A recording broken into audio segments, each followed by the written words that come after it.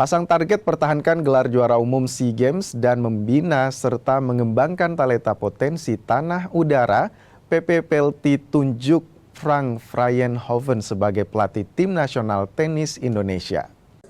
Frank Vrijsenhoven resmi diperkenalkan sebagai pelatih tim nasional tenis Indonesia di Jakarta. Pria berpaspor Belanda ini sebelumnya sudah pernah menjabat sebagai Direktur Teknik Tim Tenis Indonesia pada periode 2018 hingga 2019. Kali ini PPPLT mengikat Frank dengan durasi kontrak setahun untuk menjadi pelatih kepala Tim Nasional Tenis Indonesia. Tugas terdekat Frank adalah mengantar tim Indonesia mempertahankan gelar juara umum SEA Games di Thailand.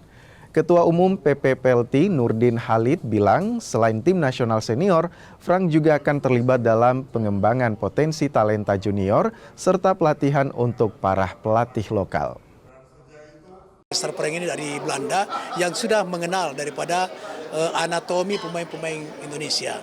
Ini kita tugaskan untuk menciptakan daripada pemain-pemain yang berprestasi untuk SEA Games, Asian Games, dan Olimpiade.